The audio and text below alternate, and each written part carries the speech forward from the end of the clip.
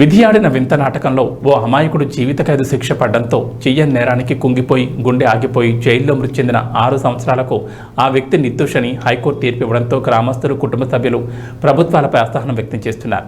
న్యాయం ధర్మం అని చెప్పే న్యాయ వ్యవస్థని అమాయకులను పలుకుంటే ఇక న్యాయం ధర్మం బతికి ఉందా అనే ప్రశ్న ప్రజల్లో ఉత్కంఠ రేపుతోంది. వివరాల్లోకి వెళ్తే సిద్దిపేట జిల్లా దుబ్బాక మండలం పెద్దగుండవల్లి గ్రామానికి చెందిన పెద్దగుండెల పోచయ్య తల్లి ఎల్లవతో కలిసి సాఫీగా సాగిపోతున్న వీరి కుటుంబంలో తల్లి పోచవ్వ వయసు పైబడి వృద్ధాప్యానికి వచ్చింది. తల్లి అనుమానాస్పదంగా మృతి చెందింది. అయితే కొడుకు పోచయ్య వృద్ధాప్యంలో ఉన్న తల్లికి సేవలు చేయలేక తన తల్లిని చున్నీతో చంపారంటూ గ్రామానికి చెందిన గ్రామ సేవకుడు ఇచ్చిన సమాచారం మేరకు 2013లో దుబ్బాక పోలీస్ స్టేషన్లో కేసు నమోదైంది.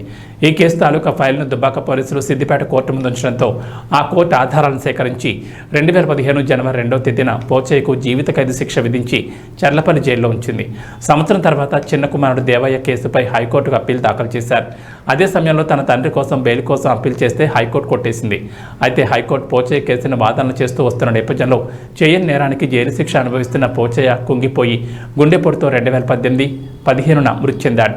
ఇది గమనించిన పోలీసులు 16వ తేదీన గాంధీ ఆసుపత్రికి తరలించి కుటుంబ సభ్యులకు పోచయ్య శవాన్ని అప్పగించారు. ఈ మధ్యకాలంలోనే హైకోర్టు పోచయ్య నిర్దోషి అని తీర్పునిచ్చింది. దీంతో పోచయ్య స్వగ్రామం పెద్దగుండవెల్లిలో గ్రామస్తులంతా వణికిపడ్డారు.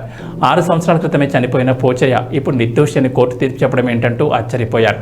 ప్రజలకు రక్షణగా ఉండాల్సిన పోలీస్ కోర్టులే తప్పుడు సమాచారాలు ఇచ్చి మనుషులు ప్రాణాలు తీస్తుంటే సమాజం అసలు ఎక్కడికి పోతుందనే భావన అయితే జనాల్లో కలుగుతోందని చెప్పుకుంటున్నారు. ఇప్పటికైనా ప్రభుత్వాలు స్పందించి మాకు జరిగిన అన్యాయం ఇంకొకరు జరగకూడదని అన్నారు. నిరుపేద కుటుంబాన్ని ప్రభుత్వం అండగా నిలిచి ఆదుకోవాలని కోరారు.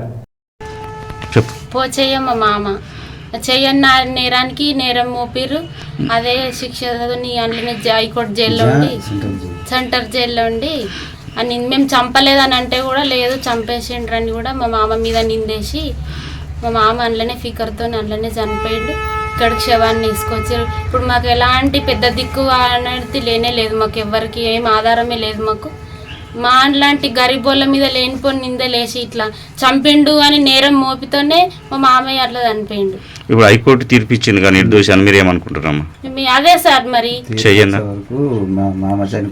తీర్పు ఇచ్చేసరికి మా మామ చనిపోయిండు కదా. మా మామ లేడు, చనిపోయిండు. సన్న భూజయం మాది పెద్దగొండవెల్లి గ్రామం.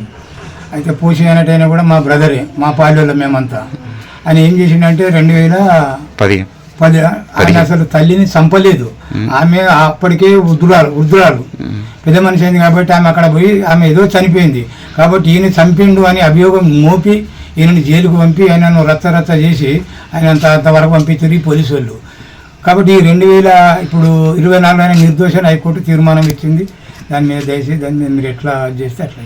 ఆయన చనిపోయిండు ఆల్రెడీ చనిపోయి కూడా దాదాపు 6 సంవత్సరాలు అయిపోతుంది. ఆయన చనిపోయిన తర్వాత హైకోర్టు నిర్దోషాన్ని తీర్మానం ఇచ్చింది.